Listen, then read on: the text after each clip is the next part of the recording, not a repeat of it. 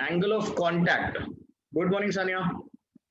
So angle of contact कल हमने देखा था, तो दो टाइप के एंगल ऑफ कॉन्टैक्ट हमको मालूम है। एक है एक्यूट एंगल ऑफ कॉन्टैक्ट, दूसरा है ऑब्ट्यूस एंगल ऑफ कॉन्टैक्ट। अब कल जो हमने देखा था उसमें हमने एक एस्पेक्ट स्टडी किया था एंगल ऑफ कॉन्टैक्ट का, विच वाज कि the liquid will stick to the container और it will not stick to the container. आज हम लोग एक और एस्पेक्ट स्टडी कर रहे हैं जिसमें we will try and identify कि ये शेप ऑफ द लिक्विड भी with the help of that theta, वो मेरा एंगल ऑफ कॉन्टैक्ट मुझे शेप ऑफ द लिक्विड भी आइडेंटिफाई करने को मदद कर सकता है। तो ध्यान दीजिए please. We have two possibilities. Possibility number one, this is your water droplet. आपने एक टेबल के ऊपर वाटर ड्रॉपलेट डाला हुआ है। This is how the shape is. ये एक मर्क्यूरी का ड्रॉपलेट है। तो अब यहाँ पर तीन चीज हम देखेंगे। Solid, you have this table which is the solid, you have this liquid droplet, and the third parameter is air. यहाँ पर भी liquid droplet, this is the solid and this is air.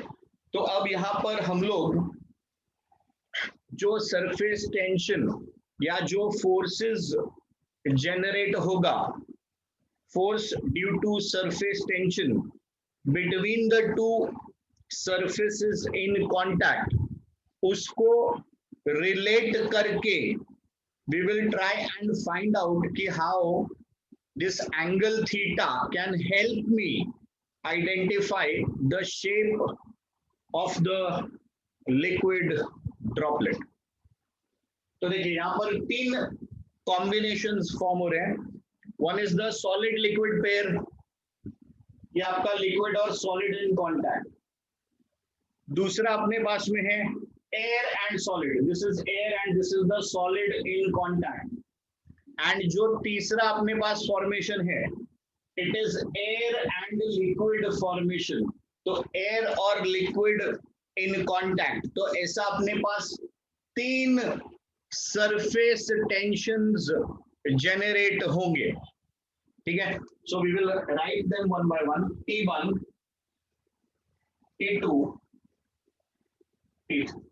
दोनों डायग्राम्स में we will keep that part same, यानी T1 will be between solid and liquid,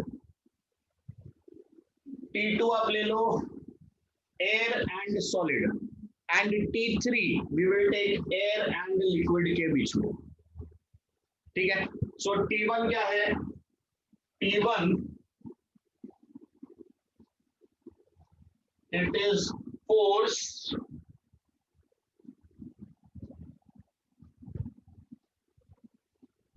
between which pair? Force between solid and liquid. So we can write force SL या LS, जैसा भी आप लिखना चाहो। ये हो गया अपना T1। T2 ले लो, T2 क्या हो गया? फोर्स। किसका force? It is between solid and air या एयर एंड सॉलिड, जैसा आप उसको नाम देना चाहो। तो S आगे, A पीछे, ऐसा भी चलेगा, या AS। तीसरा वाला जो रहेगा हमारा, it is the force between liquid and air. आप इधर अगेन एयर और लिक्विड भी लिख सकते हो, इट इज AL। तो ये जो लाइन हमने बनाया है टैंजेंट, ये A और L का पॉइंट ऑफ कांटेक्ट है, ये मेरा एंगल थीटा। तो basically this line that we have already drawn is T3। तो अब T1 और T2 किधर है? सो T1 और T2 ड्रॉ कर लेते हैं। देखिए इधर, तो ये जो सरफेस है इसको मैं थोड़ा सा नीचे बना रहा हूं, अदरवाइज वो ब्लैक के साथ ओवरलैप करेगा। So I am just drawing it थोड़ा सा नीचे, so that you can identify this red line over here.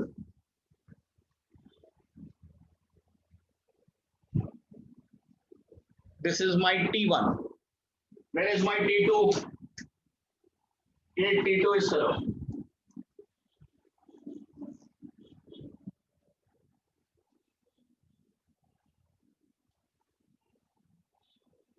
So ये जो रेड पार्ट है, liquid and solid in contact, ये इसका सरफेस टेंशन T1, एयर और solid contact surface tension T2. Same lines इधर भी आ जाएंगे. आप कोई भी एक डायग्राम भी बना सकते हो एग्जाम में, it will not make a difference. Answer remains the same.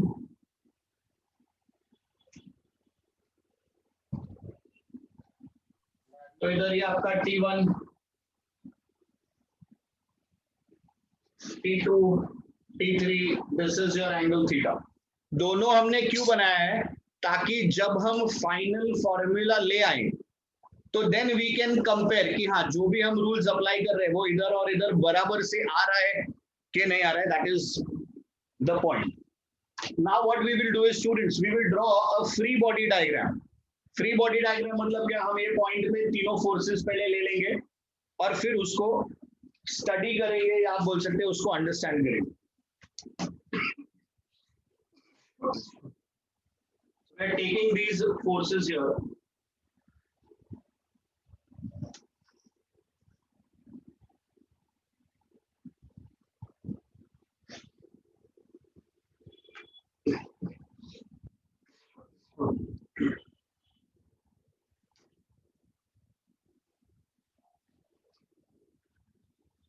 तो देखिए, we have T1, we have T2 and we have T3. Now what we are going to do is we are going to resolve this T3. इस T3 को हम resolve करेंगे into two components. तो T3 को क्या कर रहे हो आप? ध्यान से देखो भाई, इस T3 को हम resolve कर रहे हैं. ये हो गया मेरा T3. तो हमने क्या किया? T3 को रिजॉल्व किया.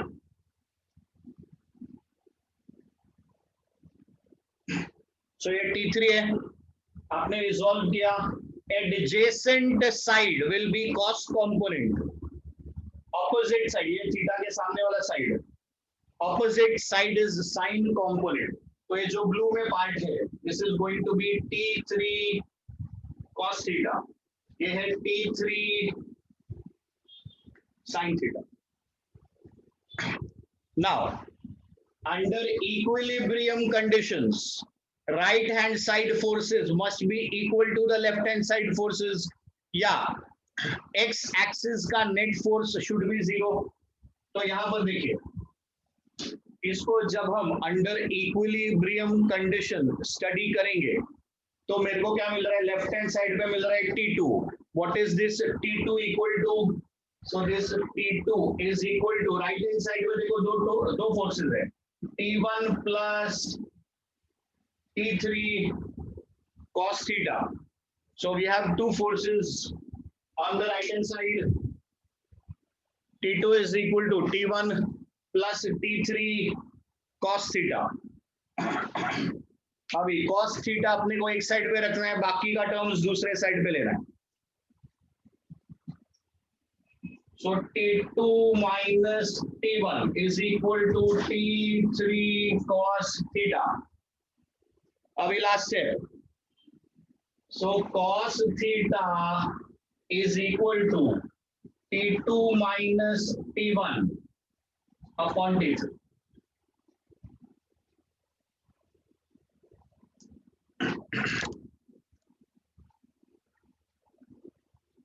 तो ये आ गया आपका cos theta, T2 minus T1 upon T3. अब एक एक करके अलग अलग केसेस को समझने की कोशिश करेंगे.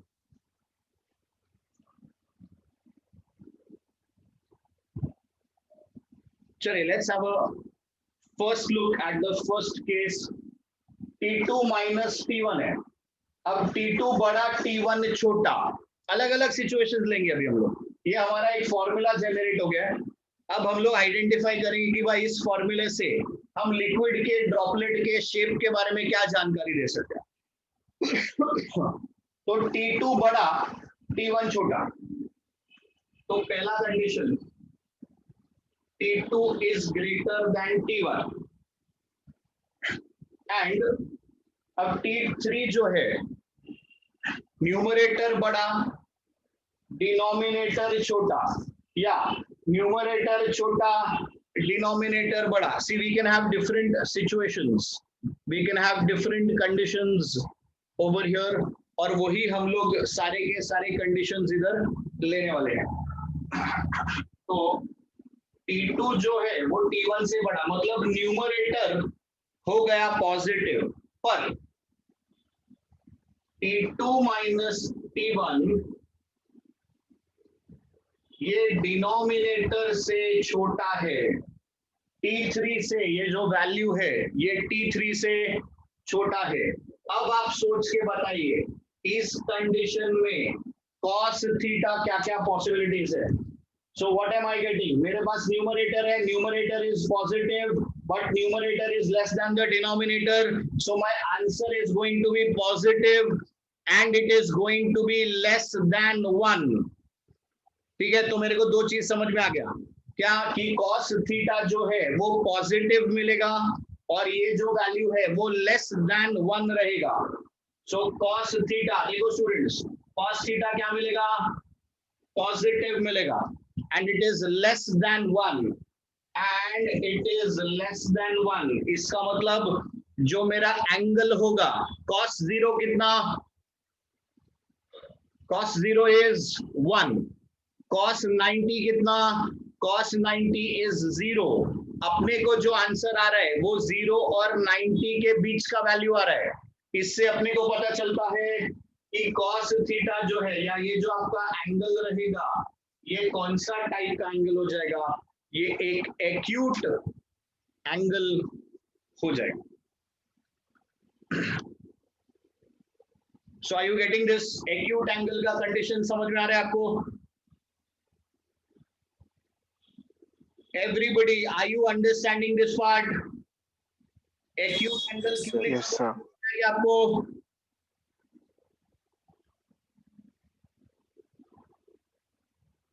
अरे यस नो कुछ तो बोलो, फिर आगे चले सेकंड कंडीशन पे। Yes, sir. यस ठीक है। अभी सेकंड कंडीशन देखिए,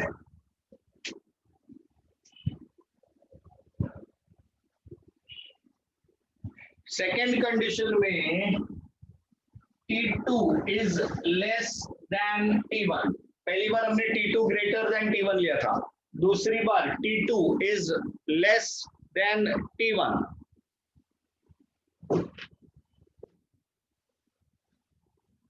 and T1 minus T2 is less than T3। अब आप बोलोगे अरे इस बार T1 minus T2 क्यों लिखा, तो बेसिकली बड़ा नंबर T1 इज द बड़ा नंबर, सो बड़ा माइनस छोटा कर लिया। अब ऐसे केस में जो अपना cos थीटा होगा,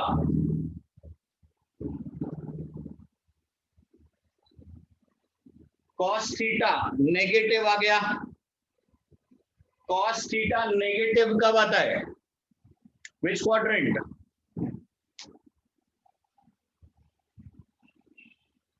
all silver T cups, 11th standard trigonometry.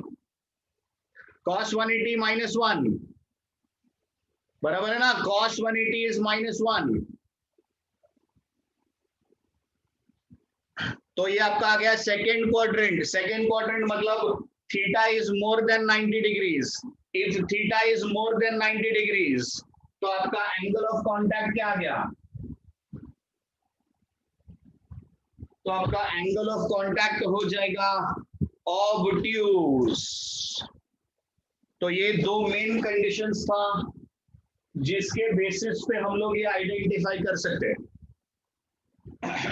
यानी अगर आपको T1, T2, T3 बताया जाएगा तो भी आप उसके मदद से ये बता सकते हो कि आपको एक्यूट एंगल ऑफ कांटेक्ट मिलेगा कि आपको ऑब्ट्यूज एंगल ऑफ कांटेक्ट मिलेगा।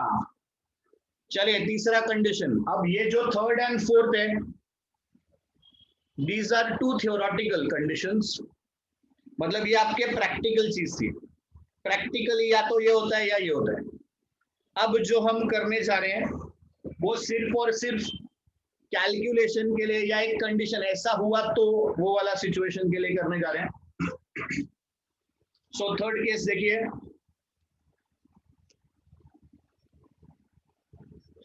So case 3,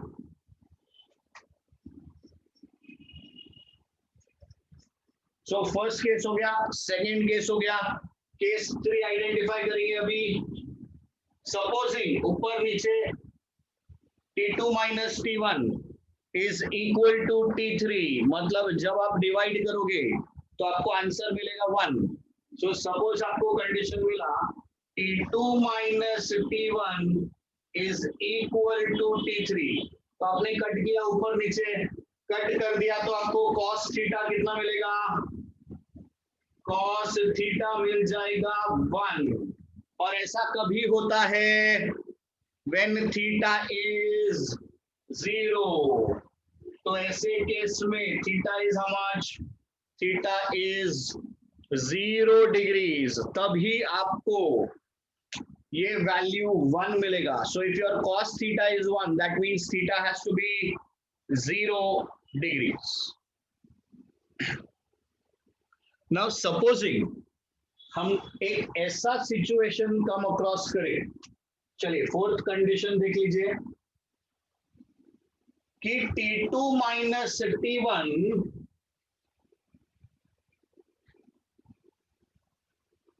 is greater than T3.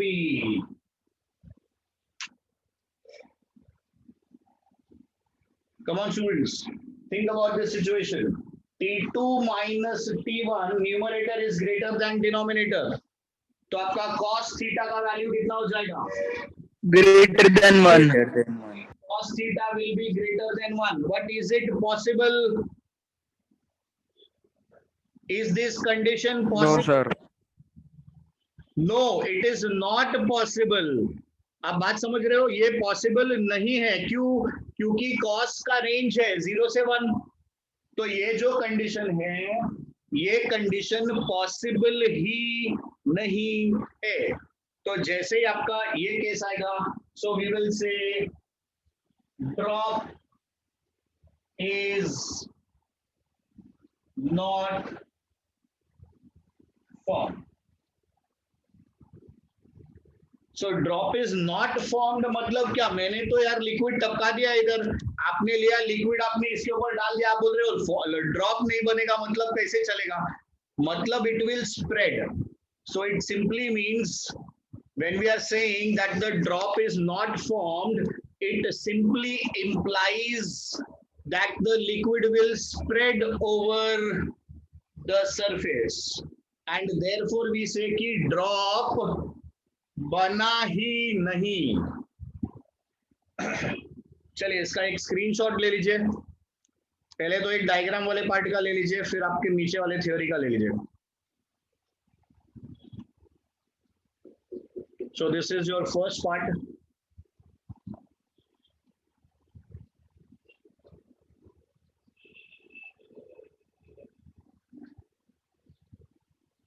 एक साथ नहीं आ रहा है ना पूरा, अभी आ रहा है क्या, देखो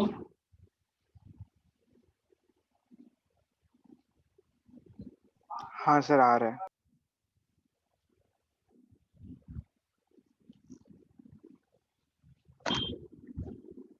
Okay, so students, this is your